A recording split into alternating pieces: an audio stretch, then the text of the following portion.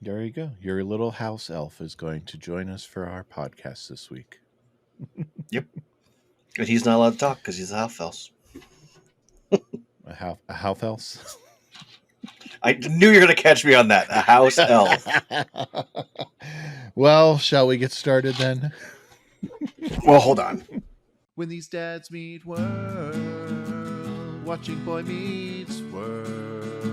We grew up on the show, now we have kids and host a podcast. We watch each episode and then share our thoughts and grades. When these dads meet world. They want you to take the rolls. Yes, take all the rolls, just not my cinnamon rolls. I want all those to myself. Welcome back to Dad's Meet World. Oh, I had some good cinnamon rolls for dessert with dinner a few nights ago. Yeah. Well, this episode's already off the rails. I'm already thinking about dessert. Welcome back to Dad's Meet World, your weekly deep dive into Boy Meets World, that wonderful 1990s series full of great performances of what teenagers should not do when learning how to drive. This week, dad number one, your host, Brett, is joined by dad number two. It's just Tyler going step by step with you. Day by day. Day by day. Yes. So Tyler, how's it going? It's going interestingly. Oh, there it is. Sorry, I realized I didn't have the script pulled up, so I was like, I want to get that. So good. Getting ever so close to baby coming. So, real exciting times in our household, and there's gonna come a point when we're dropping an episode, and I'm like, "Yep, baby's coming soon," and like that day, baby will be here. So. Yes. So that's fun. I will share some news with you, Brett. Oh. I watched X-Men 97. All of it or just a couple episodes? I watched it all. Yep. Ah. Yeah, it's a few recordings ago. We were talking about it, and I was like, well, I have time. Let me start it. Let me just see. It also helped that I was sleeping, and all of a sudden my child and wife walked in, and they were like, Oh, I'm really loud. I need to turn this down. Sorry. You need to watch the X-Men show / Grayson cannot watch the X-Men show anymore because there is a baby who is in danger, and that's a no-go for him. Wants nothing to do with any babies ever being in any danger. And I was like, okay, let me watch it so that way I can let him know what happens, like, is the baby okay? What happened to the baby? Just baby being in danger is just not okay in his book. It doesn't matter what it is. If baby's in danger, he's not watching it. I gotcha. So yeah, I watched it and I understood exactly why he would be upset with it. And I calmly explained to him, I'm like, hey, listen, this is the deal with the baby. The baby's okay. The baby, is safe, yada, yada. And then I have been obsessed with the 5th episode. Oh, that's actually like the one that Disney apparently has submitted that one for primetime Emmy consideration. As it should. It should. Yes. Basically from the point of, I guess in a way, the breakup of Rogue and Gambit. Sorry, spoilers. Like from the conversation they have, like from that point until the end of the episode is just beautiful. And I even I did show that to my son, and there was a point when Cable was there, and I just looked at him and I said, do you know who he is? And he goes, no. I said, he's an X-Men. He's a mutant.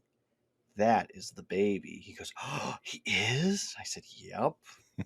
I didn't tell him that this is a very flawed and tragic character, but all he knows is that the baby, the baby becomes a man. Yes, and that's okay. But yeah, no. And I think one of the things I really liked about this season, this the show really as so forth this first season is, what does it mean to be a good guy? Hmm.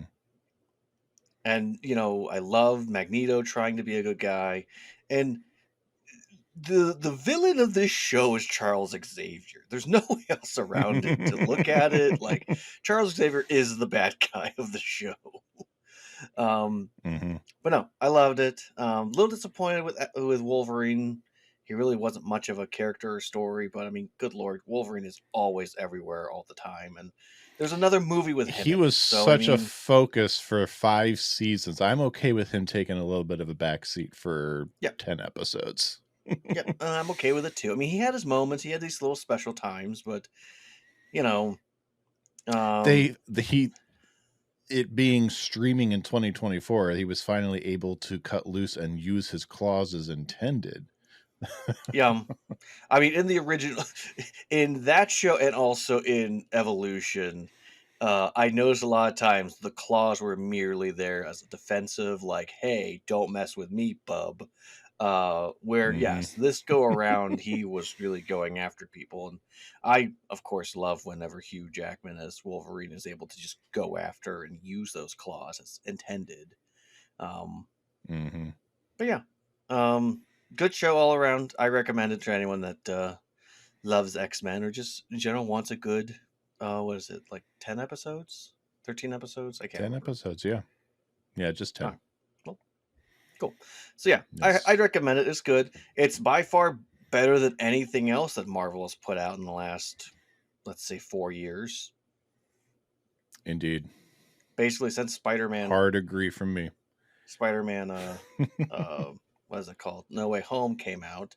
I mean, Into the Spider-Verse is Hmm. still amazing, but that's not Marvel Studios that making that. That's Sony. That's So, Sony. well, Brett, what's new with you? Well, let's see. We've had it's been kind of quiet around our place the last few days, last week really. School's winding down, the kids are taking finals, getting ready for band camp over the summer. Um, yeah, it's been pretty quiet on the home front, just getting stuff set Nice. up for summer. Yeah. Unlike Alan, I do not have a teenager to teach driving to yet until this fall, really, because Toby won't be 15 and a half until this fall, which is the state of Ohio's legal opportunity. Although we did have to play, Toby's got this summer job he's got lined up, but he has to get all his paperwork in order before they can put him on the payroll. They have to put him on the payroll before he can go to his training. And to Mm-hmm. get all his paperwork in, he's got to get his bank account set up so they can get his direct deposit in. He doesn't have a bank account set up currently, and to get his bank account set up, we have to prove his identity. And we did not have his social security card. It got lost in a move. And Mm-hmm. Kelly took all his stuff with him that she needed to get a replacement card while I was out of town a few weeks back at conference working. They told her that she needed one other piece of documentation that neither one of us had been told. I didn't need that documentation to replace Abby's when we had to replace it a few months ago. Mm-hmm. No clue why all of a sudden Toby needs it. So Toby and I went and did that last week. And so that's probably the most excitement we've had that, you know, we've really want to dive Mm-hmm. into. But no driving for us. No driving for us. We're getting ready for my dad's birthday next week. Oh, that's exciting. 72. No, Ooh. 71. 71. He was 70 last year. Okay, let's go. I was just thinking about in Hey Arnold with the grandpa who's like, my dad died at this age, his dad died at this age, his dad died at this age. I was thinking, like, because my grandpa passed away at 72, so every time someone gets to 72, I go, well, maybe like my grandpa, this person's now going to pass away. So 71, you're fine. You'll Yeah. live. 71, yeah, 71, and yeah, so we're getting ready for that, and yeah, I think that's what we've been doing. Nice. So I think we've hinted enough and danced around the bush enough that we should dive into our episode for this week. I think we should clown it up, man. Yeah. All right. We're going to get into episode 14 of season 4, Wheels. Corey can't wait to break in his new driver's license by going on a road trip with his friends. Corey's plan, however, hits a speed bump when Alan has a tough time letting his son grow up. The episode was written by Jeff C. Sherman, no stranger to his name around here. Directed by Jeff McCracken. Originally aired January 17th, 1997, and has an IMDb rating currently of 7.9. Now, our previous episode, B&B's B&B, our first episode back after the winter hiatus, came in with a Nielsen rating of 14.85. So, Tyler, where do you think Wheels comes in after that stellar comeback from the hiatus? I mean, the optimist in me is like, I bet the trend continue. We had even more. Well, it was like 15, but last season in this whole guessing game really killed my enjoyment of making guesses and being so far off. So we're going to continue in the downward spiral. Let's say it was like 12.5. You should have gone with the optimist. It's 15.86. Nice. The trend continues upward. Yeah. So, I mean, yes, this is. Wheels I was telling my wife continues a strong earlier. return. Right. This is in the midst of a 10-week chunk of just hit after hit. Like, we are in this golden space right now for this show. Like, each episode I was looking ahead, I'm like, those are all good. Those are all good. That one's not good, but it's the season finale, so who cares? No tipping your hand on that one. No. No. It's not bad. It's just, It's not great as a season finale. Right. That's for sure. It's like how the first season of Power Rangers ended, Not with a bang, but with a whisper. Very much whisper. So, also noting this episode does air out of production order. It should run. It does fall after B&B's B&B in production order, but it should fall before, or at Chick Like Me is supposed to be before this, and will come after this in production order. I think that's the last week I'll mention that, because I think Chick Like Me is next week, if I remember correctly. It is. Yeah. So we're going to start off at Chubby's. We've got Corey, Sean, and Topanga all sitting in a booth, planning a road trip after Corey gets his license. Corey is just expecting Alan to hand the car over for a road trip, I've noticed. A 2-hour road trip, might I add, to see an R-rated movie at 16, newly minted 16, the R-rated latest Jean-Claude Van Damme movie in Atlantic City. Mm-hmm. Yeah, right out the gate, I'm really curious about Corey's plans. Yeah. Oh, yeah. If this isn't this the most I'm 16, I'm an adult, I'm going to make decisions without talking to my parents first that I've ever seen, that's for sure. Yeah. And it's not like the family hasn't had trips to Atlantic City before. They used to go play goofy golf on the Jersey Shore years ago as a family. So it's not like Corey's a stranger to the Atlantic City area. Mhm. I've been out to Atlantic City once. What about you, Tyler? Have you ever been to the old AC? Nope. The Jersey Shore? Not a once. Honestly, you're not missing much.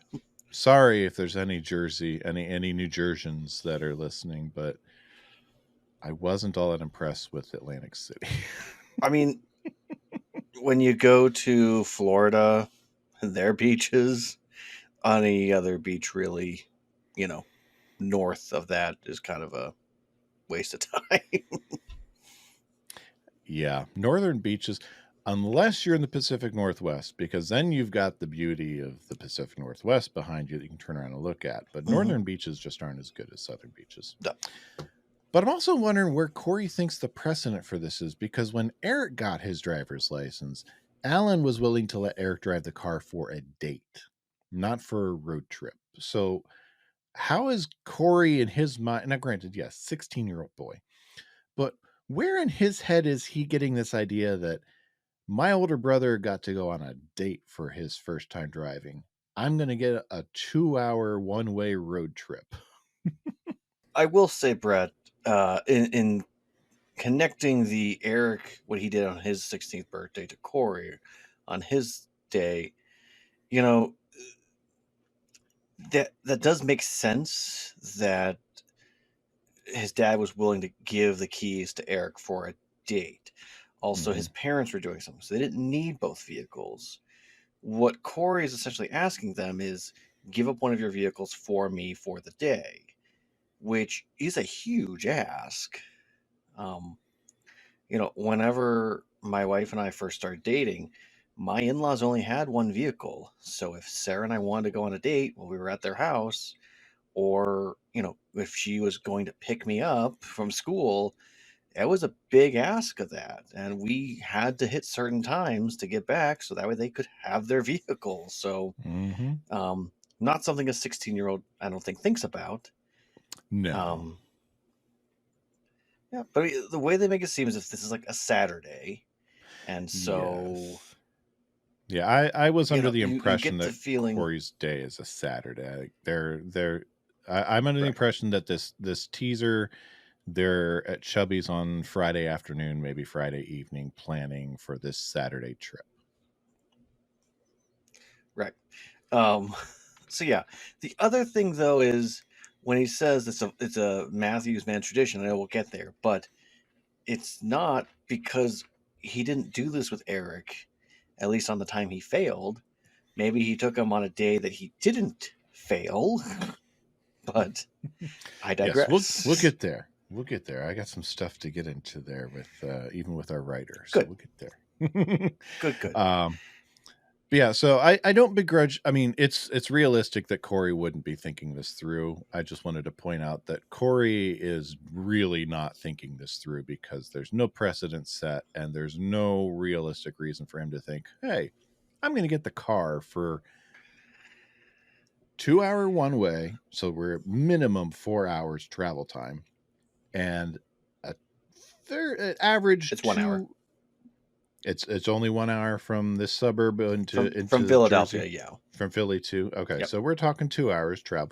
Well, So on a Saturday, 2 hours is a lot for a first time driver. Yeah, but it's also a Saturday.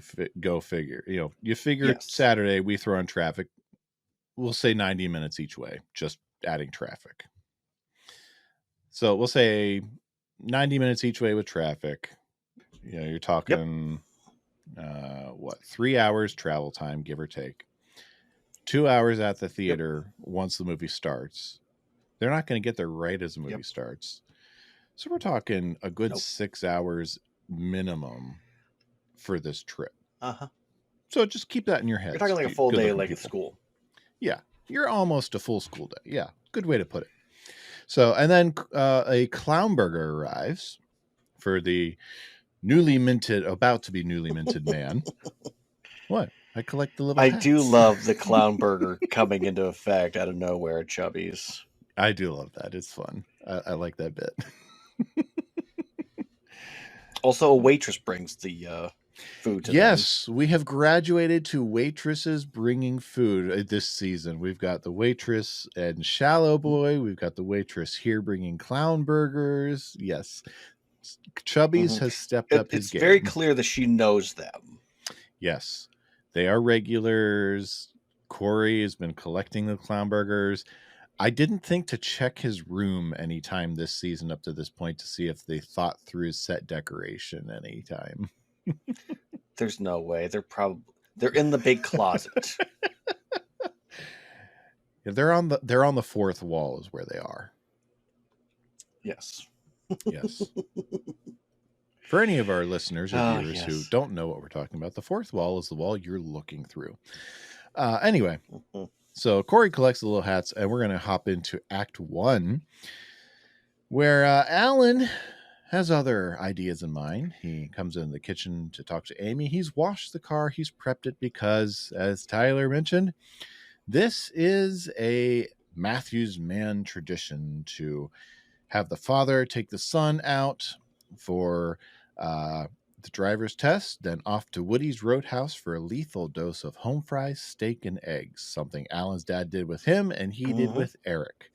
And in my notes, I have large capital letters with 3 each, When? exclamation points and question marks. What? Because Alan did not do this with Eric.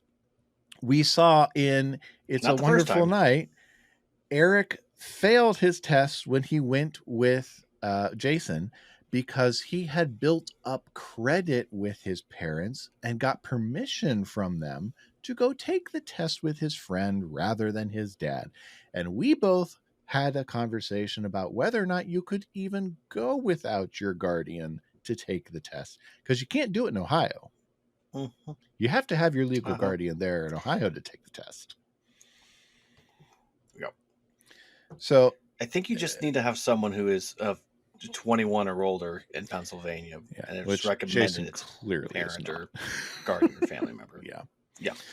But Brett, I think we're missing a point here, and that is the point my wife made to me as at the point of seeing Alan, which is this episode would not happen if people just communicated.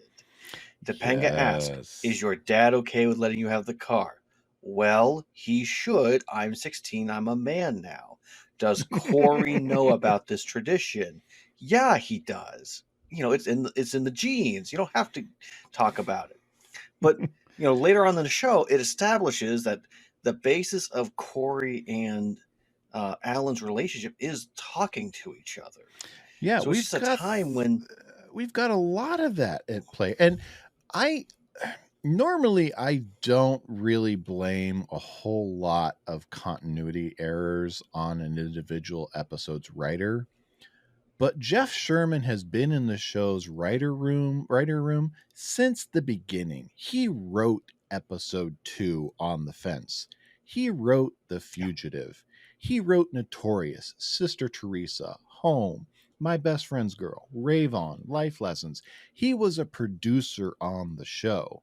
Jeff knows these characters. He knows the dynamic between the characters.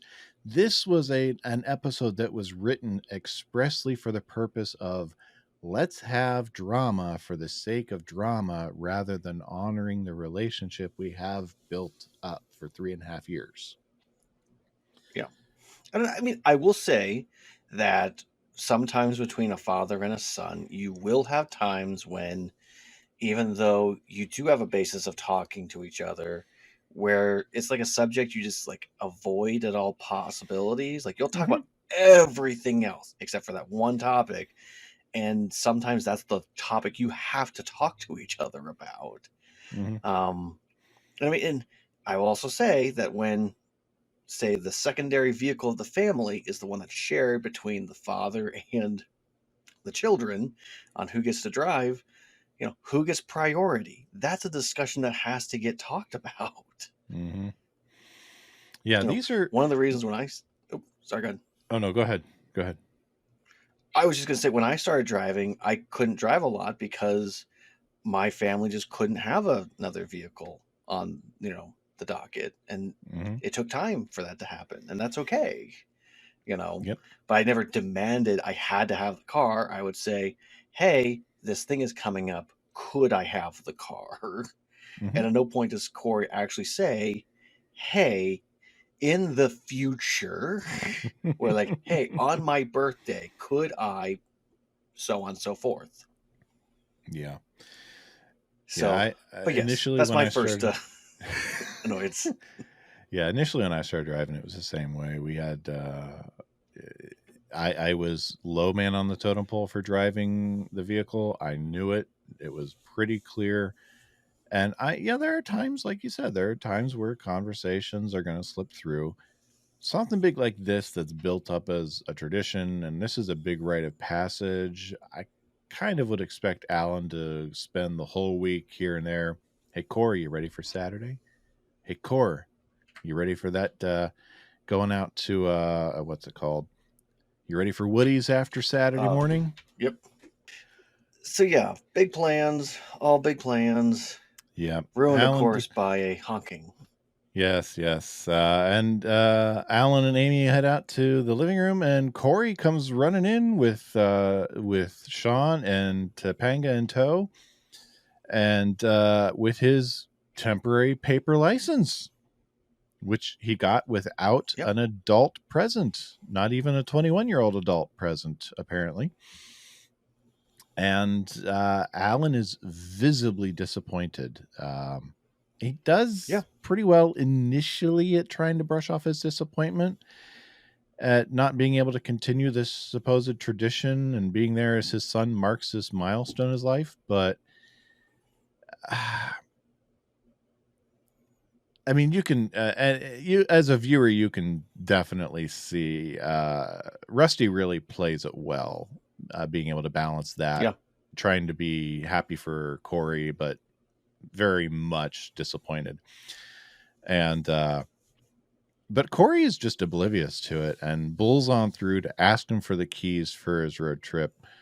And so Alan's trying to salvage something from this mess, and he's going to have Corey drive him around for a couple of errands. Yeah. Well, okay. In fairness to Alan, a car pulls in. So I'm assuming on his point, he's like, oh, great. He drove it in because he now has a license, but it's most likely Topanga's family car or her car or whatever. So yeah, they can drive that wherever, but sure, you can chauffeur me around. That makes logical sense for a parent. Very. Because I did ask the question, whose car is that? Why don't they take that car on this little drive? Yeah, because as we find out in dialogue very quickly, Topanga's got her license. Sean went with his dad to get his license.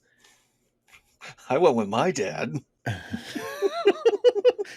Why do they have to take Alan's car on this trip? Yes. Now, granted, good-looking people, the way insurance works and the way it worked in the 90s, I don't know if it worked with the way Pennsylvania insurance worked.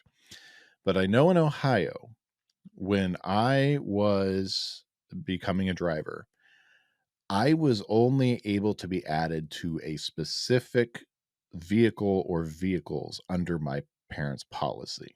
I could only be added to, their vehicles initially.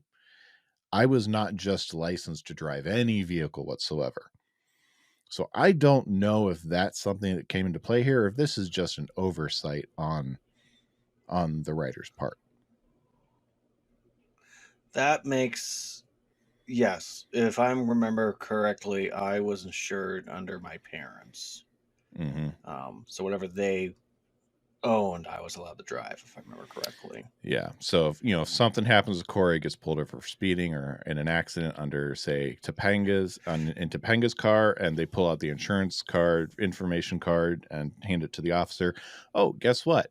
There's not an insured driver driving that car. There's a big problem. Right. So I guess looking back, that's fair. it does make sense that it does have to be Alan's car. I'm just realizing as we talked that out loud. Right. If it has to be Corey driving, yes. Yes. The one who is less experienced, yes. The least experienced of the three friends, yeah. But it is his big day. It's his big license day. But right. But an hour is a lot for a brand new driver. It is. especially going into a bigger city on a weekend. I mean, we've established they live in a suburb of Philly. They're not in downtown Philly, and they want to drive into Atlantic City, which it's a pretty busy city on a weekend. Yep. I mean, one could argue that's the most busiest day of the week for them. I know, really, because they're not all that busy on Sundays compared to Saturdays. I do love that after kind of this awkward exchange and confusion, all of a sudden Topanga and Sean enter, and Sean and me is like, "So, road trip? You got the keys?" Like, no tact whatsoever. Oh, Sean is just, he is. What? What kind of a road trip would it be without good old Mr. Matthews? Exactly. Yeah, it's not working out. Ultimately, Alan decides, okay, fine. You know what? I've got a couple errands I do need to run. Let me get those done. I'll be, just a little bit. I'll come back. You can have the keys. Which Fair I enough, will right? say, this is a good opportunity for Corey to still chauffeur him around and spend some time with him. Yes, like, it's still he could a very still good do that. Right. It's still a very good opportunity for Corey to use his new license to drive, to spend some time with Alan. But Corey's only focused on spending time driving with his friends. Yes. Yeah. So we take a break there, and I've got our first clip for the episode here. Yes. Corey is waiting on Alan to come back, and here is where we pick up. I'm Corey. I'm 16, and I'm going to Atlantic City to see an R-rated movie. Here, Morgan, let me help you make the matinee.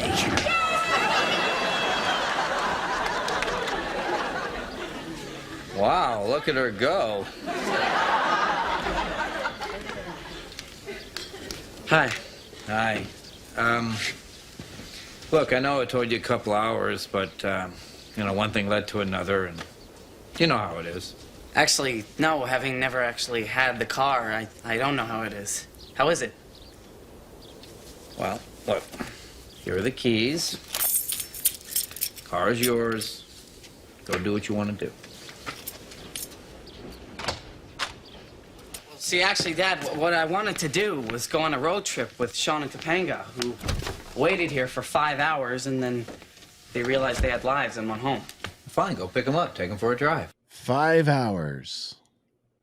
Alan's gone for 5 hours for a couple of errands. I don't think Alan was out just running his errands this whole time. Potentially not. No, I think he was doing a little grieving on his own. I think he was too, but there's a strong chance he stopped by the store or was driving past it and noticed something, and then, something did come up at the store potentially, and instead Very of possible, yeah. getting back as quickly as he could, he dealt with the issue, even though it probably could have waited, another day or two. Yep. But I mean, as a father, No, I do agree with you. Yeah, I mean, but as a father, as someone who has run their own business, things can come up that will need taken care of that you don't expect. So that it holds water with me. But Corey's remark is on the money. No, Dad, I don't know what that's like.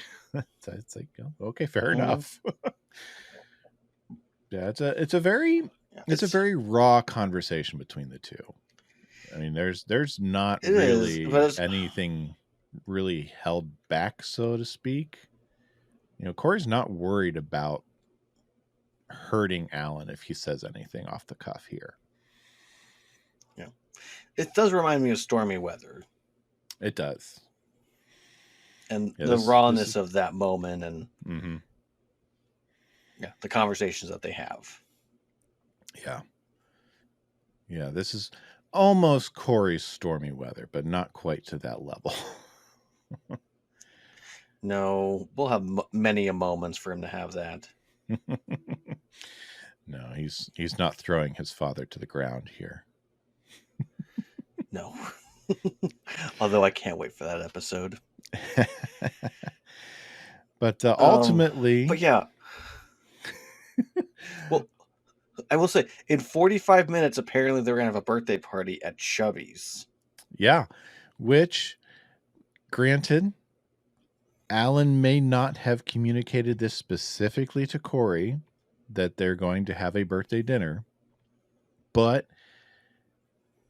if in our family, we have a tradition of having a birthday dinner with each of our kids on on their birthday, or if we know it can't happen on their birthday. Like this year, I was out of town on Toby's birthday, so we had it the day after I got back, or actually the day I got back. But that is a tradition. We do a birthday dinner with them. They get to pick where they want to go. We go out. We have a meal. That's something they know and expect every year. My 10-year-old knows that. My 15-year-old knows that. My 16-year-old knows that. If this is a family tradition, and granted, we haven't seen this on screen, but we've only seen 2 birthdays on screen to this point. So there's not really evidence one way or the other than Eric wanted to go on a date for his birthday. But if this is a family tradition, Corey really has no leg to stand on. He should have known there was a birthday dinner coming. So. Yeah. Well, I mean, and again, though, that could be evidence to, well, Eric was allowed to go on a date, so me hanging out with Sean and Topanga should be okay. Mm-hmm. Very possible. But I don't know. But also, I will also say, it feels like Eric had actually properly communicated to his parents, hey, this Friday, it's my birthday. Could I go? Me and Jason are going to go on a date with these 2 girls. Is it okay if we don't do birthday dinner? Which they probably said, sure. Yes. I mean, he had clearly made arrangements with them to be able to go take his driver's test without Alan there. So he'd at least went that far. I assume if he went that far, he made the plans to do the date on his birthday. The babysitter was scheduled. The babysitter just canceled at the last second. Exactly. So I'm going to give Eric the credit that he did his due diligence there. Yep. I will say that is a theme in some families of the firstborn, knowing what to do to get what they want out of the parent, and then the next one coming on thinking, oh, I don't have to do the things they did. It just should already be assumed that I could do these things. Mm-hmm. Yeah. So I can say that. I'm the second born. But even if Corey had been able to leave when he wanted to, I doubt he would have been able to make it back in time for his birthday dinner from his planned road trip out to Atlantic City. Yeah. Yeah. I do love that Eric kind of enters the room kind of quietly, though. Mm-hmm. If you're not paying attention, you don't see him really. He sneaks in the background, but when Alan leaves, Eric is he convinces Corey that Alan's coming down harder on him because he is Alan's last son, and it's his last chance. What's the matter, basically. little bro? Someone got you terribly, terribly sad. Yes, but he convinces me he's coming down hard on him because he's the last son, and all he's got left after Corey is Morgan, who goes to art class and ballet. And is a girl. And so Corey's plan is he's going to teach Morgan how to be a boy, basically, how to play football, how to box. We do have to point out, Brett, this is a very misogynistic view of what is going on right now. Yes, remember, good-looking people, it is a product of its time. Yes, it is very much through the lens of, well, Alan only has a special thing with his sons and only the sons, and Morgan doesn't count because she's not a boy. Yeah. Do you understand what I mean? Son? Yeah, but it does give us a fun little brief interaction in the living room where Corey's trying to... I love this scene with Corey and Morgan. Button hook. Her in a tutu and a helmet. I told you to button hook. And then she knocks him over the back of the couch with a full-size boxing glove on her hand. Yes. Hit I just me! love how she's complaining the whole time. I don't want to do this. It hurt me. You need to knock it off. I'm gonna go play with Yeah. Barbie and Skipper. Yeah. I need to go get ready for your birthday dinner. Wear pants. I'm gonna put my party dress on. Wear pants. Yeah, Corey apparently thinks if he can to use the 90s expression, butch Morgan up, make her more tomboyish, that might get Alan off his back some. I don't know how it's going to work in about 40 minutes time, but Well, but again, as adorable as the scene is, and much as I love it, it's viewing everything as, well, it's different because Morgan's a girl. And I honest to goodness think that every single father has a problem with every single child that ends up growing up, no longer being the little one that, as he said, is pulling out of bed, trying to do things with them. And just, Corey is going through the phase of growing up right now. And I think it's more intense for Alan, not because he is the last son, because this is the child that he's always had the easiest time talking to. yes. Can get deep with this child, so it's different. They have a different relationship than Eric and Alan have. It's almost like Alan and Eric have, in a way, like more of a business relationship. You do this, I'll do this. You do this, I'll do this. We'll go play baseball together or basketball together, and then we'll, take time away from each other. Where Corey and him are just, because they're always thinking about things and talking through a bunch of stuff, it probably doesn't make sense to him why they're not able to talk about this. Yeah. So, unfortunately for Corey, trying to get Morgan to be more tomboyish is not going to help in the moment. No, not at all. Although I would argue Morgan kind of is pretty tomboyish at times. She is whatever the writers want her to be, Brett. She's kind of a blank slate. But we move on to Corey's actual birthday party, which consists of his immediate family, Sean and Topanga. We don't even get Mr. Feeney or Mr. Turner like at Eric's birthday party. Or Eric's graduation what's up party, with that? sorry. Where's at least Mr. Feeney? We get no Feeney. Not until later, anyway. But Sean's trying to move things along. Corey, he eventually, it's a fun little sequence of events where the plan is slowly spilled out to Alan. Corey they're all crouching in. Guys, we rented the whole room. You don't have to whisper. It's kind of like that good angel, bad devil on their shoulders. They play with that imagery. Sean's trying to get that Corey to go. Topanga's trying to get him to stay at the party. Corey is telling Alan that they're trying to make it to 101 Dalmatians. Sean's just honest with him. They're going to go see the new Van Damme movie. Alan, finally, we're almost halfway through the episode. Finally, someone points out, that's an R-rated film. You're only 16. You can't even get into it. Yeah. I have in parentheses I like here. how Thank Alan you, writers. immediately knew. Right. Alan immediately knew that's an R-rated movie. So he's very aware of what things are coming out and what they may be interested in. Yeah. And by the way, good-looking people, Van Damme was very big in the 90s. Very big. Yes. How big, you may ask? I wonder if there'll be anything about Van Damme in the deep dives. We'll have to wait. I'm not sure if I don't think this is in the clip I'm about to play, but we do get another clown burger with an extra hat. Yes, I do love he has a clown burger with 2 little hats on it. Woohoo! I mean, because it's his birthday. Woohoo!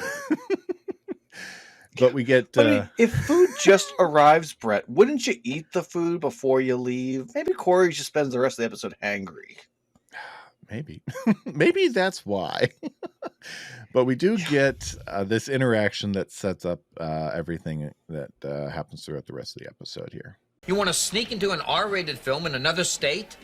I'm not just going to give you my blessing. Alan, it's his Whoa, birthday. whoa, wait a minute, Dad. I wasn't asking you for your blessing here. I just wanted to go somewhere with my friends. Corey, this is your father. You think because you got a license you can do whatever you want. No!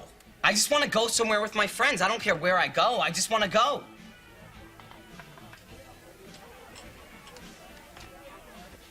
I'll tell you what. You want to take a road trip? You want to go off with your friends? That's the first adult decision you're going to make? Yeah.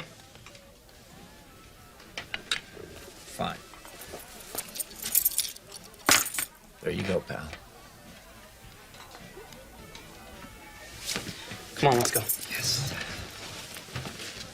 I don't know. I mean, part of me knows I shouldn't get in that car with them, but then there's the other side of me which isn't sensible, mature at all, wants to get in that car with them and go auga. Thank you for your attention at this very difficult time. I have to say, Topanga has more dialogue in this episode than multiple episodes in the past few weeks. However, I think we're starting to see some cracks maybe of her wanting to be the good girl, quote unquote, and actually being her own self.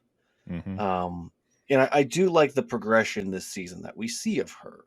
And this is a good step in that direction. We'll talk more about this in a few weeks. Mm-hmm. But, you know, for her, like they mentioned, Van Damme takes her shirt off and she goes, auga. Like, you know, she giggles and, you know, laughs about it. But I mean, in a way, she is turning into a woman and trying to understand what that means for her. We don't get her and her parents having these situations of, you know, not getting along, not understanding each other, of course, because we don't really get to spend too much time with Jedediah. And unfortunately, I can't remember her name right now. Well, I know eventually Chloe. it is Chloe. Chloe? I don't remember if it was Yes. that in the early seasons. Yeah. So it's just that it's that slight frustration of Topanga really is only here to be the good conscience for Corey because Sean is just being such a jerk this episode. But, you know, Topanga does go along with this plan and does want to go along with said plan. Mm-hmm.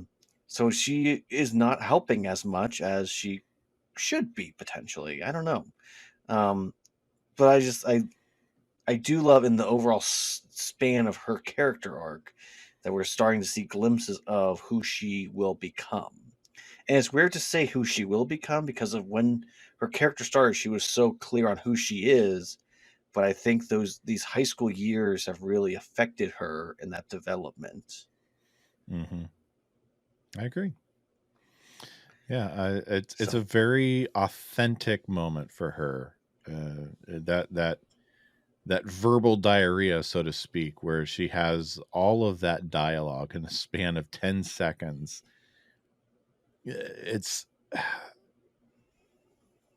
She's both sides of the coin at the same time, and as a 16-year-old can't figure out which side she really should come down on. It's a very honest moment for her. Yeah, it is. It's great. Yeah. So, but Alan's not gonna go after them. Amy kind of assumes that Alan's gonna let them go and then go after them, but he's not. He's gonna sit back and let Corey make his adult decision. Yeah, I do love Amy trying to play peacemaker in this moment. Mm-hmm. And not wanting things to boil over and have an explosion, which is essentially what they have. They had everything except for Corey running out saying, I hate you. But Yeah, Corey got what he wanted. Corey got his way. Alan had his temper show. It could have been worse, but we had we had tempers flare. We had Corey storm off. Yeah. And we do get some ice breaking. We do get something to break the tension. Good looking people, don't worry. It's not all Not all Sturm and Drang. Happy, happy, happy birthday. Happy, happy, happy birthday. It's his day of birth. Yeah, that's right, his first day on Earth. Happy birthday, yeah. I missed something, didn't I? Good looking people. This is a bit that I did for years. I did it before I met Brett. I did it after I met Brett. And I did it through the first couple of years of dating my wife. And then there was a point that she just kind of gave me this look that said, "This joke dies tonight." And I said, okay. Yeah, I explained that to my son. I was like, yeah, I used to do this bit a lot. And then your mother said no more. And then I stopped. I love this moment. It's one of my favorites. Yeah, and just the looks on Alan and Amy's faces are golden. Amy is just, she loves that moment, and Alan is just trying to figure out how to react. I think genuinely it's just the people, like it's Betsy, it's Ross, the two of them trying not to laugh because this is ridiculous. This cake is ridiculous. I don't think they saw this thing until they started rolling. Like I think didn't that's a think I don't know if possibility. they knew he was going to start singing, but just like you could see they're trying so hard not to laugh in this moment. Yeah, I could buy that. Yeah. So yes, Eric clearly did miss something. And we head on to Act 2, where Corey, Sean, and Topanga are in the car, driving in the dark on what we can assume is the highway, or at least a road with 2 lanes. Everyone's passing Corey. Where are they, Brett? He's going 18 miles an hour. Where? Where? The speed limit is 25. It's not a highway. We know that. But it's a road with 2 lanes. From I'm Philadelphia to Atlantic City is a straight shot. I'm not sure where they would have gotten, because a place like Chubby's would have been very close to the highway, and then it's a straight shot. I really don't know where they were going. I don't know. I mean, I do know there are places that are speed traps. These are little communities where they enforce speed limits very intensely. My wife used to live by one. It drove me crazy. But you go the exact speed to that zone because people get ticketed. They get ticketed hard. And you want to avoid one that. now. Yep, I live by one now. I have to drive through it every week to get to church. But I mean, legit, there's no way from the suburb of their little area getting to the highway to where they either wouldn't know A, that there's a speed trap there, so they would avoid that, and B, even if there was one, how are you hopping on that? You are taking a straight shot. There's not that many turns. And on top of that, with the way Corey is driving, how did he pass his test? His test would have been on roads. Yeah, he's a very nervous driver. His test would have been on roads that required him to go above 25 at some point. Uh-huh. Yes.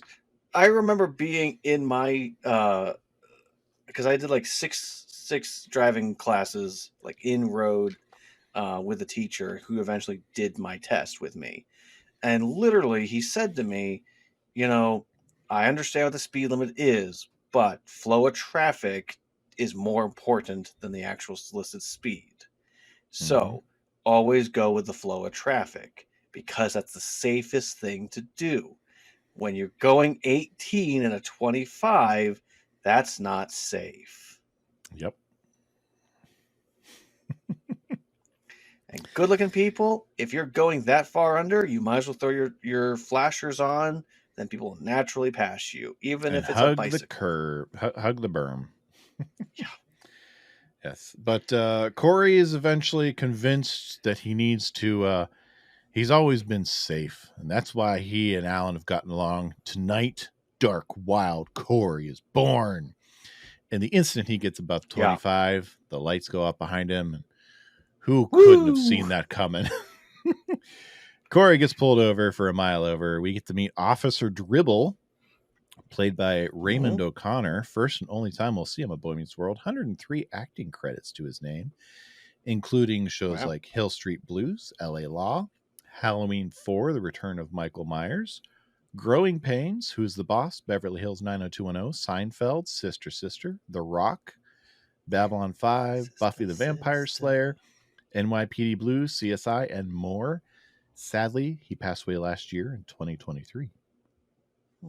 And he informs... I'm hearing a lot of Buffy references. A lot of the guests this season have a Buffy connection. Yeah, there has been a fair amount, yeah. I'll have to keep an eye on that and see. Maybe the casting department started to have a little powwow. I was wondering about that. But he does inform Corey flat out, it's not a town, it's a speed trap. Corey finds out that the fine that he can just pay and be on his way is $200 for 1 mile over the posted speed limit. Or he can take his chances with Judge Lamb. Judge Lamb, who is played by Dan Laria. First and only appearance on Boy Meets World. 211 acting credits. On shows such as Hill Street Blues, Moonlighting, L.A. Law, Growing Pains. Some of those sound familiar. He had some crossover with Raymond O'Connor. Cagney and Lacey, big breakout role in The Wonder Years. NYPD Blue, Independence Day, Party of Five, Touched by an Angel, Batman Beyond, ER, Law and Order, Smallville, Jag, Seventh Heaven, Ed, Psych, How I Met Your Mother, Shameless, and so many more. But no Step by Step. Who did he play on Batman Beyond? He had a voice role in the episode Earth Mover. Oh, I wonder if he was the stepdad. I believe so. Nice. But Judge Lamb is a very stern man, and Corey should have taken the $200 ticket. I do love he immediately walks in and there's a presence entered. Oh, you yes. Come here. Good looking people. If you have not watched the episode recently, you need to. I love Judge Lamb. He is a great get for guest casting. Yeah. Well, he's one of those actors where every time he's in a role, you just feel his presence on the screen, you know? Yeah. And just envelops into whatever he's playing very well. Yeah, I first saw him on The Wonder Years, and that stuck with me for a while. And since then, the two big projects since The Wonder Years that stuck with me are his roles on Smallville and How I Met Your Mother. Hothead. Yeah. When you're a football coach that can make things around you catch on fire, oh yeah, things get spicy. Yeah. Anyway, this is not a Smallville podcast, even though it would be fun. Alan, we're going to check in on Alan. We don't have the time. We do not have the time for 200 plus episodes. Alan is at home watching home movies of real Ben Savage, real Corey. That did tug at my heartstrings. But Alan and Amy talk. Neither Corey nor Alan is necessarily doing anything wrong from her perspective. I'm not certain that I'm completely on board with that sentiment. Both of them did do a little bit wrong. Alan was a bit too stubborn and didn't open up some of the avenues of communication and kind of rode with some of his stubbornness. And Corey was incredibly pig-headed, self-centered, and quite the jackass. So I wouldn't say neither of them did anything wrong. I'd say they both were kind of equally culpable. Yeah, I mean, I will say that they definitely had a problem. Yes. And instead of truly addressing all of it, they really just swept it under the rug. And I think one of the things Mhm. she's trying to point out to them is that you both bear some blame for this. Mhm. And like, don't beat yourself up because of the parts you couldn't control, and forgive him for the parts that he couldn't control. Yeah. And understand you I both mean, love each other. yeah. I agree with her tactic. I just don't agree. I personally am just not on board with the choice of wording, basically. But I agree with her tactic. But we're gonna step outside the porch, and Mr. Feeney's gonna come over and have a chat with Alan. I clipped a little bit of this. Ultimately, the reason that I never had a son is because of the sheer weight of responsibility for another human life is so enormous, so daunting, that I genuinely didn't know if I was up to it. Oh, come on. You're a teacher. Your whole life's about kids. No. My job is about kids. My life is my own. Unlike yours, which hasn't been your own since the day Eric was born. What are you saying? I'm a hostage? Yes, that's exactly what I'm saying. You were a hostage to extreme emotional joys and disappointments, which your children will bring you for as long as you live. One day you're putting on training wheels, the next day you're teaching them how to drive.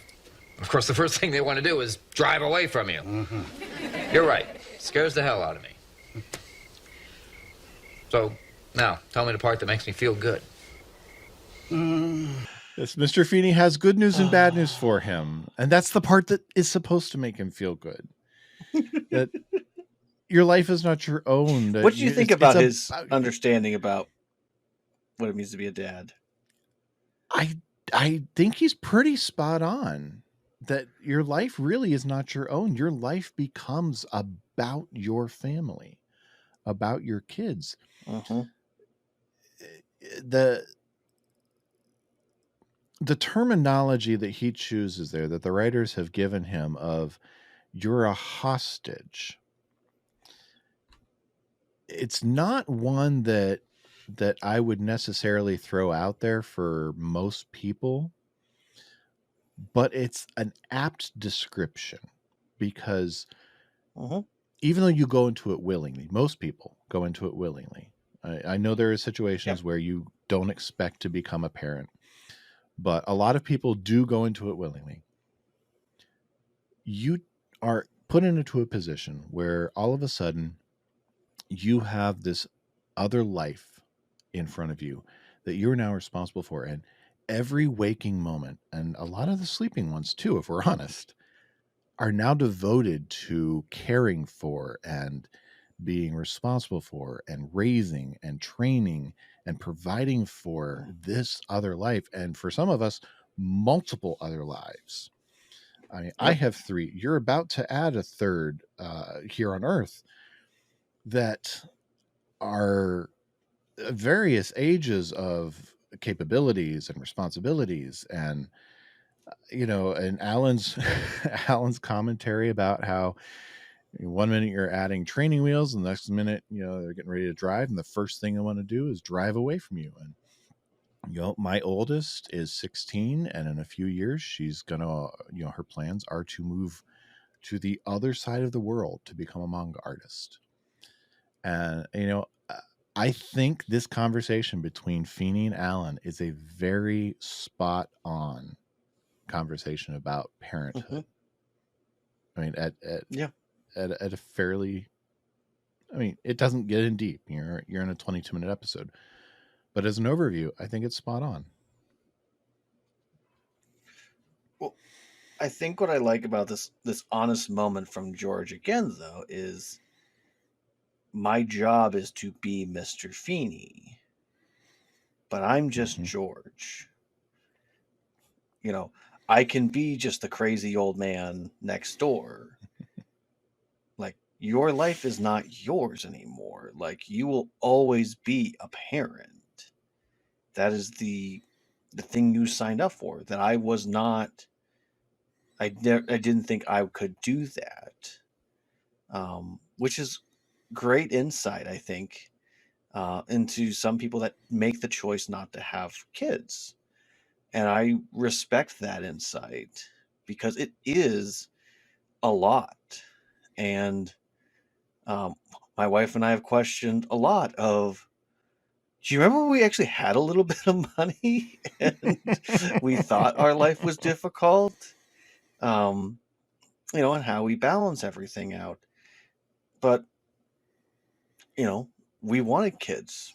That's the life we chose, and we said that's what we desired. If we didn't want those two things, we wouldn't be together.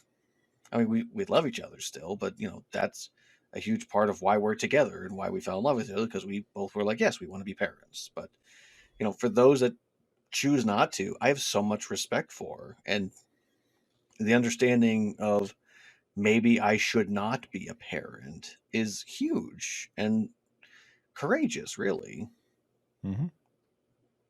So, good looking people, if you're out there and you don't have kids and you made that choice, let us know who you are, because I think you're awesome and very brave. Mm-hmm. Yep.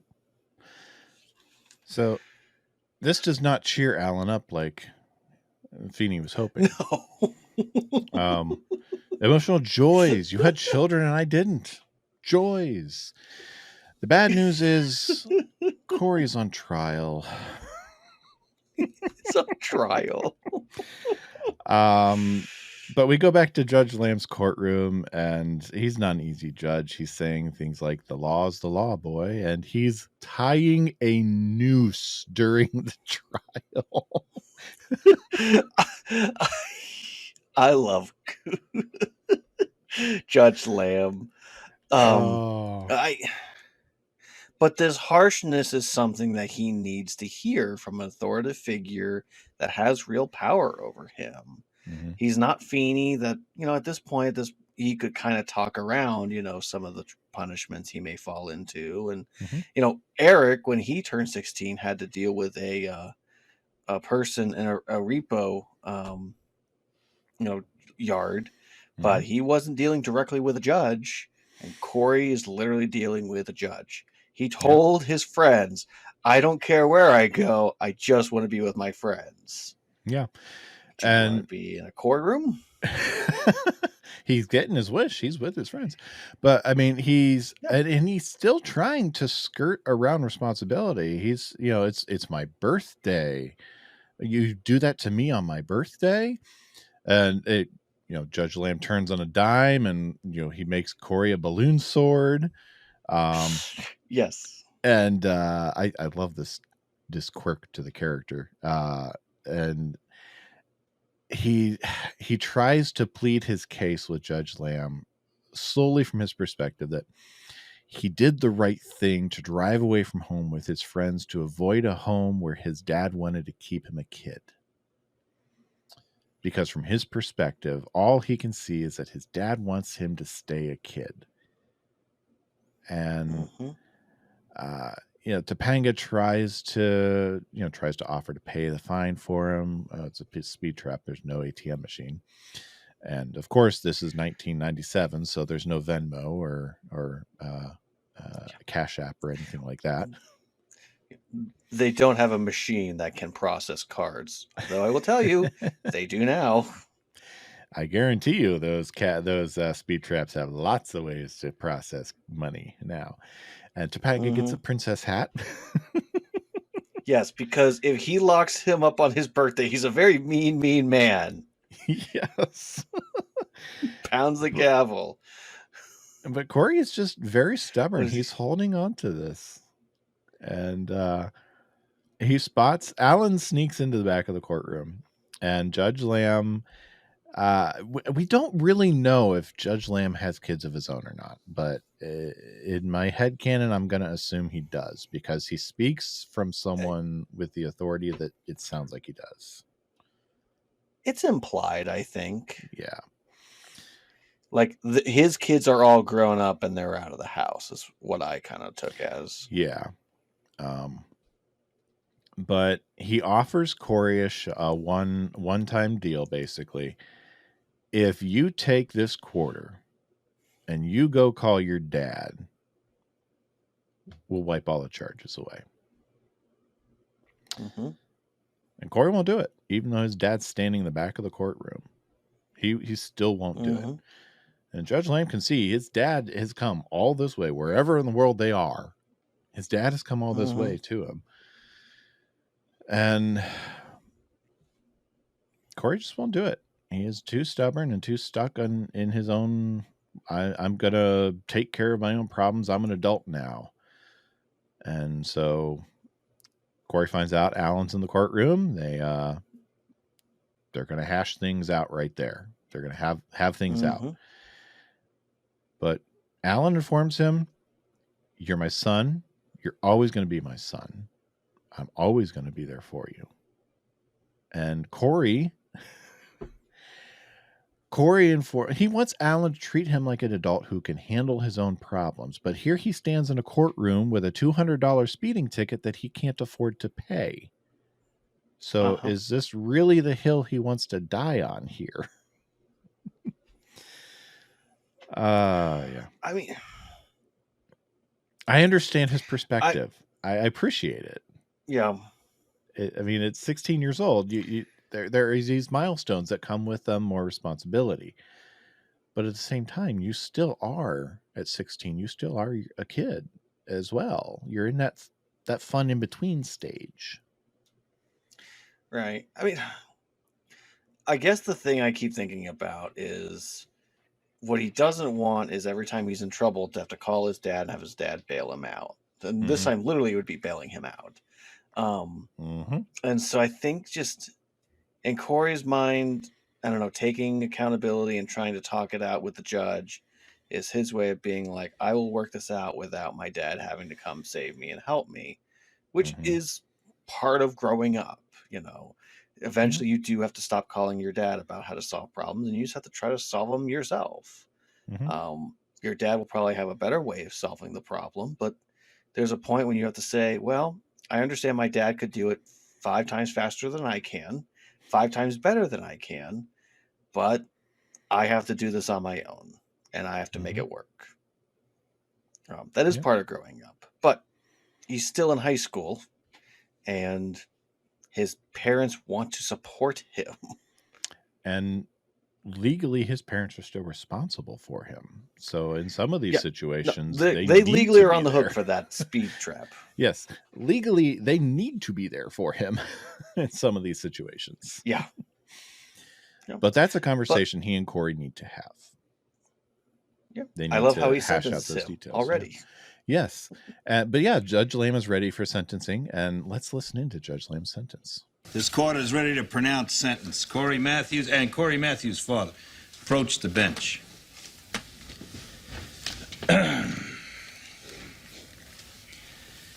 I hereby sentence you to 2 years. What? Today is your 16th birthday, son. That means you have 2 years more of being a kid. Now, I know that seems like hard labor when you have a license in your hand, but from what I can surmise of your home life, you're luckier, Corey, than most who appear before me. And you, Dad, I sentence you to take those 2 years and cherish them. Because they go by too fast. Yes, they do, don't they? It's a speed trap. It is a speed trap. My 16-year-old was not 16 years old yesterday. She's 8. Yeah. I do love that he ends with, it's a speed trap. And, you know, in a way that is this moment for them of they're trying to push, trying to go, trying to do these things. And if you're not paying attention, you might look down and realize I'm going too fast. And you notice that because there's lights behind you. And you're caught off guard and you got to deal with the consequences and the truth. So. Yeah, I really appreciate Judge Lamb's sentence here and the way that he is able to speak some wisdom and some truth into their lives here. That you guys have 2 years left before presumably Corey is going to go off into the world, or as Boy Meets World makes ever so boldly proclaimed, everyone has to go to college. Corey will go off to college into the world, and you got 2 years left at home. And he points out, what I can surmise of your home life, compared to most who come before me, you're better off than most of them. And take those 2 years and make the best of them. Dad, cherish them. Yep. I love that sentence. Yeah. I don't know if you've heard this before. I'm sure you've heard a form of this, but I think I saw it on TikTok. But essentially, someone was talking. I think they were giving a speech, and they said, I remember when I held my baby in my arms, and then that baby they went away, and then appeared a toddler. And I watched this toddler run around and go all over the place. And then the toddler disappeared, and this child appeared and, would explore and gather things and would have this creativity. And then this toddler went away, and then this teenager appeared. And, I experienced life through their eyes and the emotions they went through, the highs and the lows. And then they disappeared. And then this adult was in front of me. And the whole time I'm wondering, where did my baby go? But it's that kind of sentiment of you blink once or twice, and then there goes your baby. I was going through clothes earlier. I was just sorting some of Grayson's old stuff to get ready for, the new people that will wear them, and just thinking about the memories we had in some of those clothes and things that I'm going to hold on to forever. And he's probably going to forget them, but I won't. Yep. I am constantly reminding Abby, our 16-year-old, you used to fit right here in my arm between my hand and my elbow. Granted, she's only like 5'3" now, but 5'2", somewhere in there. She could still fit there. She could almost still fit there, but yeah. I mean, speaking as a dad, it's a speed trap. They go by way too fast. But yeah, we move from the sentence. Apparently, somewhere between this speed trap and home, Corey and Alan have been able to reconcile. And they probably got a burger they finally ate. They're no longer hangry. They're watching some old home videos on the couch and talking about what'll happen the next time they fight. Corey wants to be a circus clown, and he and Topanga have run off to Vegas. Yeah. Amy yells down, "No more kids." And they end with a freeze frame of jumping up off the couch to have a little play fight. And that's how we end Wheels. Yeah. I do love this little moment that this teenager and his father have of messing with each other. And it's the Alan and Corey that we are used to seeing, basically. Right. Yeah. Yeah. It's the Alan and Corey from season 1, really. Yeah. Making massively, ridiculously huge sandwiches and watching baseball late at night. Yeah. Making jokes. Mm-hmm. Yeah. I agree. It's nice to see every now and then. It is. So, Tyler, do you got any deep dives for us? People. Am I the only one who read the summer reading list? All right. So, deep dives for us. Well, first of all, I did check, and the distance between Atlantic City and downtown Philadelphia, both of these are both downtown, it's about an hour away from each other. Now, give or take the parameter in which the Boy Meets World universe takes place in, maybe they got to go around and whatnot, but there are so many flipping highways around this area. There's no reason why Corey is ever going 25 miles an hour. It's ridiculous. So let's get into the reason for this whole mess, and that is um, Van Damme. Okay, so there are two possibilities in 1997 of what movie they're potentially going to see around this time. So the first option is the least likely option. It all depends upon when exactly Corey's birthday is. Okay, Mm-hmm. because the first option, the movie called Maximum Risk, which is rated R. I guess I'll read the synopsis super quick. While seeking answers to the death of twin brother, he knew he had a French cop and a sibling fiance find themselves pursued by FBI agents and the Russian mafia. Okay. Mm-hmm. So the reason I bring this one up is because, come on, show me the date. I know it's here. Okay, so this movie came out in September 13th, 1996. The only reason that I'm saying this is a possibility is because you never know what movies stick around, and I don't have the exact details of how long this movie was in theaters for. But there's a chance, like there was like a dollar place that was open that had this movie. It's not great, but it's a possibility. The other option, again, it's not great, but still, it's possible. There's a movie called Double Team, which again, rated R. Um, a international spy teams up with an arms dealer to escape from a penal colony to rescue his family and from terrorists.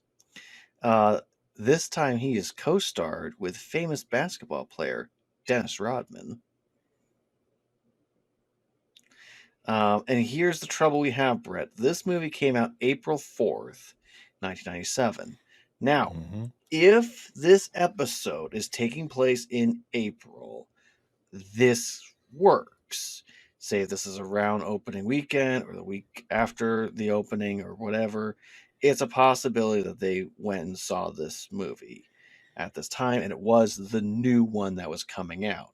Problem is of when they actually filmed it, of how that all affects it. Being that this is after Christmas, I have to assume that we are somewhere between January to May, somewhere along that route.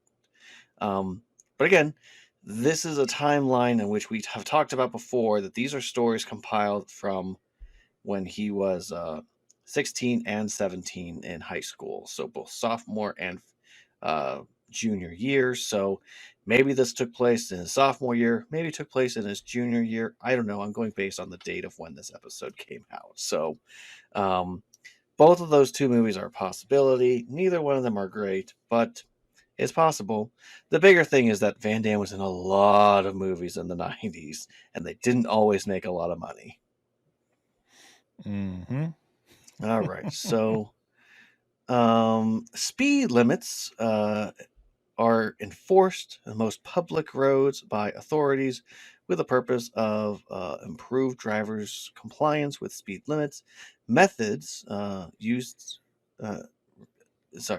include speed traps set up and operated by police and automated roadside speed camera systems, uh, which may incorporate the use of automatic number plate recognition system. Traditionally, police officers use stopwatches and ensure the time is taken for vehicles to cover a known distance. Most recently, radar, guns, and automatic in-vehicle systems have been used. Essentially, I tried to look up what is a speed trap, when are these used, and really, there's not a good information on that specifically at this point. I will say that New York has a system where on their cars have a speedometer already set up, so they sure as heck can find and will find them. um, so I do have images about the different wide receiver routes In different systems, they're called different numbers. So I'm not going to give you the numbers. The basics of a button hook is that a player will go up roughly 10 yards and then will cut back. And when they start that cut and turn, that is when the quarterback should throw the ball to them. So Morgan did almost everything right, and Corey didn't wait for her to stop and turn. So really, it was just him being a bad quarterback. Yeah.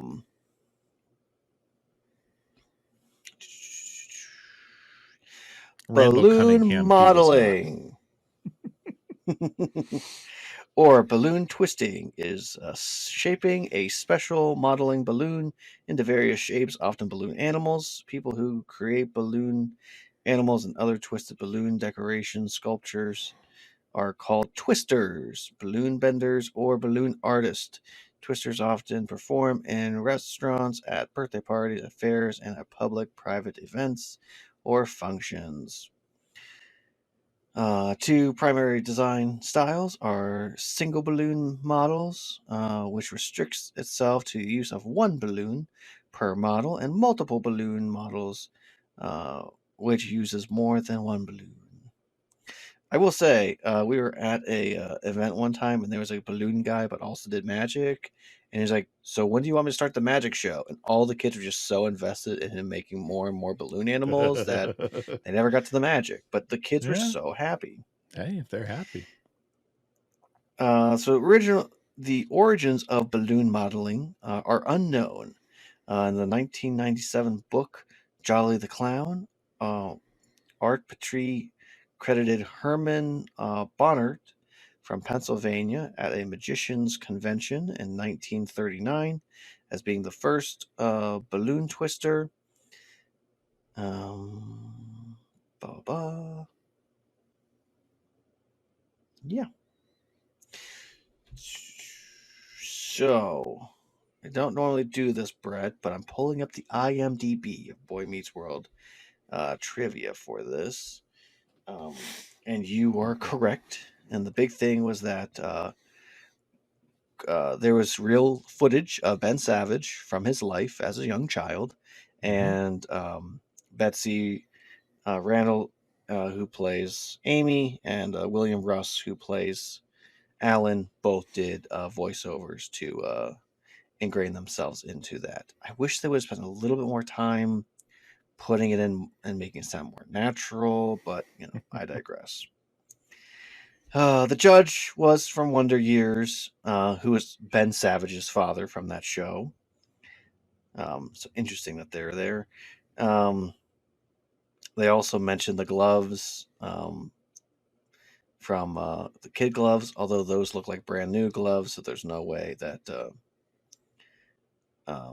those are the same gloves that they refer to from his boxing days. No. And of course, they point out the fact that they lie because Eric went to the DMV with his friend and not Alan. So this tradition is not existent. Yes. Blah, blah, blah, blah, blah. I was going to get into all the teen stuff, and when it comes to driving, here's the big thing you need to know. Your parents need to be involved in your driving, learning, and education. There are things the school can do, but at the end of the day, you need to be communicating with your parents and when it comes to driving. Full on, full stop. And you have to pay attention to what the laws are in your specific area. I know for Pennsylvania, it goes as such. You need to pass your permit test at 16. You then have to take so many hours on the road, and then eventually you can take your actual license exam, and you have to pass it. And the big thing is that there's still restrictions on you while you're driving, and you have to deal with those restrictions. And part of that is so you learn and you don't hurt yourself. So, at the end of the day, the big thing is talk to your parents. Talk to your parents. Talk to your parents. Now, Brett, to close us out, did you happen to ask your father some questions? I did. I threw a few of them out his way and got some answers back. So did he answer the first question? Well, I sent 5 of them his way. Okay, which ones did you ask, I guess? How much did it scare you when your children were able to start driving? Okay, good. Well, what did he say? I can't really say it scared me. It did remind me how scared I was the first time my dad put me behind the wheel. Fair.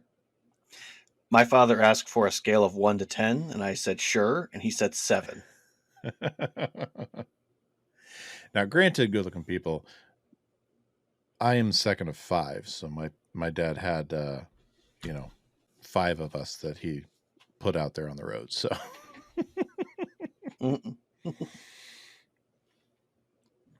I also What's asked the him, next question you ask?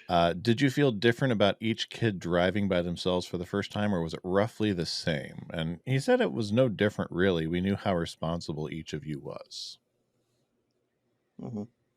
My father told me that I was by far the toughest to teach because I was stubborn.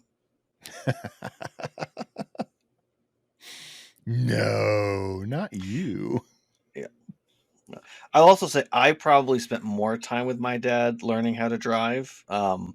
My parents had this system where my mom was kind of primary for my brother because he would drive a lot of times, like in the morning getting to school and on the way home from school. And then my sister was always with my mom. So it was a lot more natural. So my dad spent more time actually behind the wheel with me. And my mom really didn't spend that much time with me. So it's the way it goes sometimes. Yep. I also asked him if he had a fond memory for when he was teaching one of us how to drive. He said a couple, actually. My older sister was the only one he actually did the teaching how to drive because the rest of us all took driver's ed. He remembers one night on one of the back roads near where we lived, she took a corner too wide and almost put our van in the ditch. And when he told my younger sister about the car that he found for her, she didn't want it because it was stick shift. And even though she had been through driver's training, he had to teach her how to drive stick. Took her out once, and she was a natural, and she wound up loving that car. Good. Yeah, my dad, not when it came to actually driving, but he did try to teach me how to drive stick one time, and it did not go well. And I have not tried to learn ever since. Oh, I miss driving. Because he just, yeah, I'm sure you do. My dad just has this laugh where once he starts, he can't stop himself. So my father was not breathing very much as he was trying to teach me this. And so there was a part that I remember yelling at him, I'm glad you're having a great time because this is horrible. Oh, yeah. I had a 97 Civic that ran like a top for years. I miss that car. I also asked him. I quite enjoyed that car. Yeah, it was a fun car. At what point when I was a teenager did you realize I was no longer a kid anymore?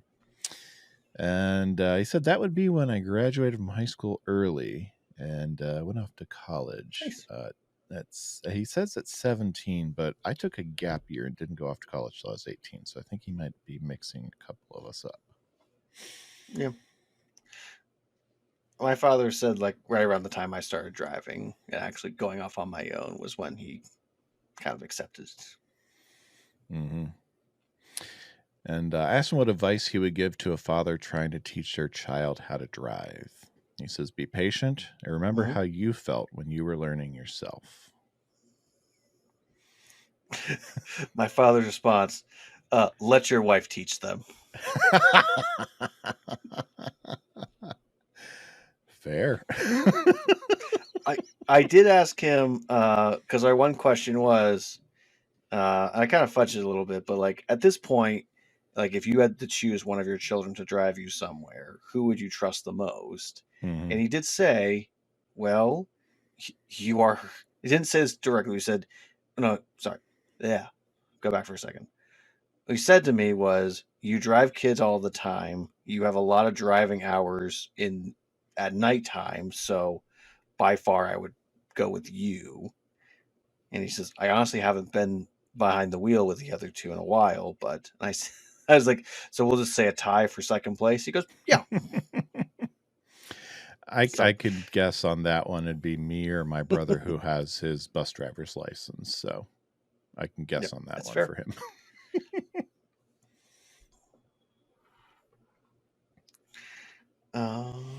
And I'd be okay if it's the brother with the bus driver's license. He's kind of a professional, so. You are a professional bus driver when you get your CDL. That's what I was told. Yeah. Yeah. Yeah, when I asked him, what type of advice would you actually give to someone parenting a teenager, he just said, you have to trust them and hope that they're going to do what they said that they're going to do, and they make the best choices, and they don't end up in a ditch somewhere. Very applicable across the board. Mm-hmm. So, you didn't ask the question of what was the worst birthday your family ever had? No, I did not ask that one. I figured with 5 of us and 18 years each, that might be hard to narrow down. That's fair. Yeah. I will say that he brought up. I did ask that question. He brought up a birthday, but it was his birthday. But yeah, I'll tell you which one it is off mic, because it's a great story, but not one for the podcast. But I think, Brett, we can call that some deep dives. All right. So let's talk about what we learned. You know anything about the Odyssey? Huh? Did I say you could talk? I didn't teach you that. My friend Mr. Matthews will lead the discussion. Do I have to draw you a picture? What did you learn, Tyler? Well, outside of communicate, I think the best advice that kind of came through this episode is that I came from this is, don't let your relationship with your child change dramatically just because they're growing up. Your relationship will change, and I get that, but my son is always going to be my little buddy, is the way I look at it. And as long as I make sure he knows he's my little buddy, I'm behind him all the time. I'm always going to be there to support him. And I might just annoy him with the amount of times I tell him I love him, I hug him, all those things. I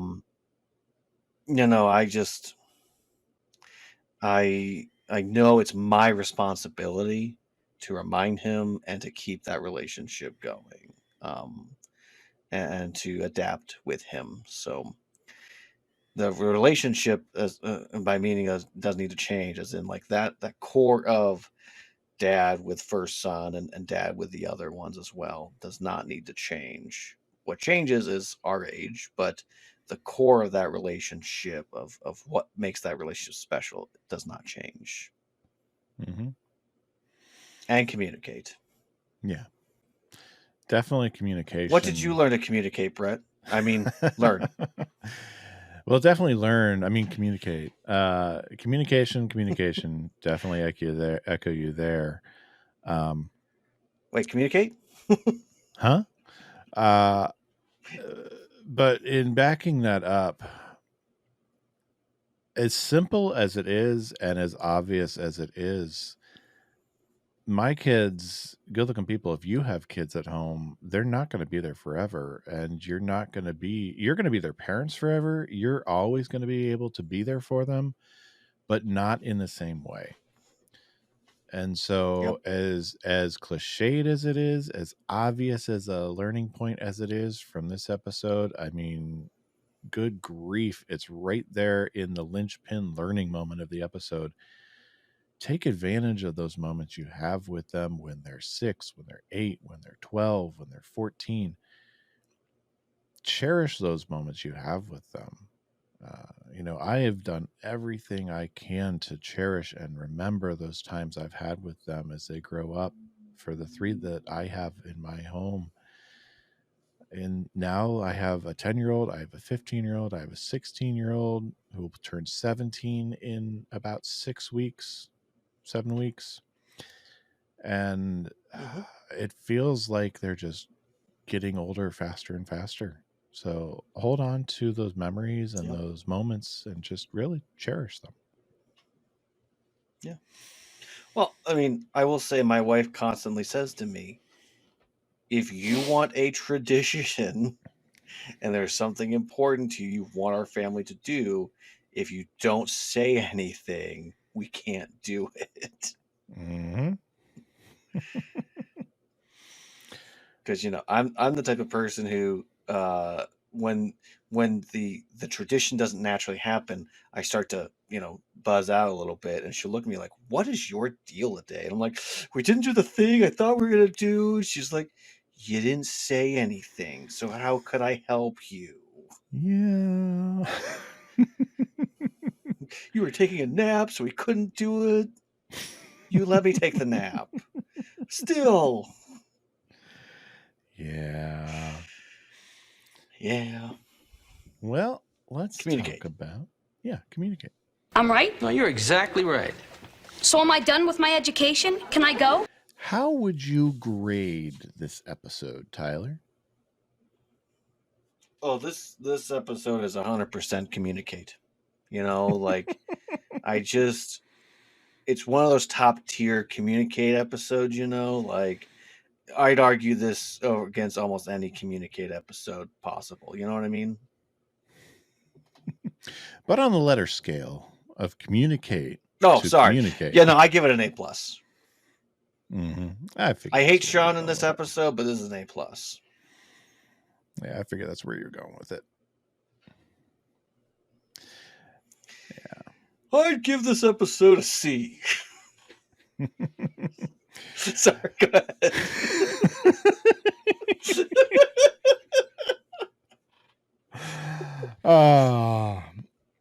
I'm gonna go with a solid A. It's just a little bit here and there, some of the. I've got my issues with it. I already hashed them out in our episode proper, but it's a solid A. Yeah. Surprisingly, it's not one that I come back to often. It's not one of those ones that I put back. Yeah, I don't know why. It's just one that I don't. I mean, I'll watch it through on a rewatch, but it's not one that I'll pull out and throw on by itself all that often. Interesting. Yeah. I will say one of the things I notice is that I think a battle you and I have is can I forgive the flaws in the episodes and the annoyances, and can I not? And this is one of those episodes where, yep, I can forgive them. Like I can put this episode on any time and be quite happy with it and pleased with it and forget about all the flaws. And sometimes I can't forget about the flaws, but that's less than it normally is. So this is one I can forgive pretty easily. Probably because I'm Corey and I understand the emotions he's dealing with. Yeah, I can forgive a lot of what goes on here for two reasons. One, it's real to the emotions of a 16-year-old boy, and two, the message that comes out in the end can cover up a lot of the inconsistencies that are at play. Yep. All right. So before we get out of here, I owe you a dad joke. Yeah, you did. Give it to me. Oh, yeah. I recently visited the world's tiniest wind turbine exhibit. Honestly, not a big fan.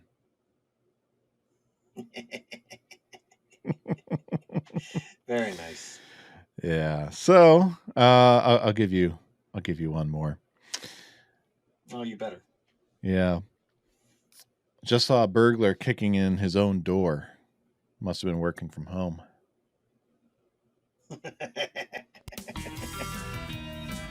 Good looking people. Thank you for joining us again this week for Wheels. Next week, Tyler's going to take us on a journey of, well, you'll have to tune in to see. You can find us online across social media at Dads Meet World on X, Facebook, Instagram, TikTok. You can find us on YouTube at Dads Meet World. Again, send us an email at dadsmeetworld@gmail.com and pick up some Dads Meet World swag at dadsmeetworld.threadless.com. So until next time, yeah. Till next time, good looking. I'll see ya. Back to you, good looking. Ow! I want to be normal, spud. You know, how can I learn so much every week and still be so stupid? We are the Timmers. Topanga. Dads Meet World is a production of Headfirst Studios. Headfirst Studios, tell your story.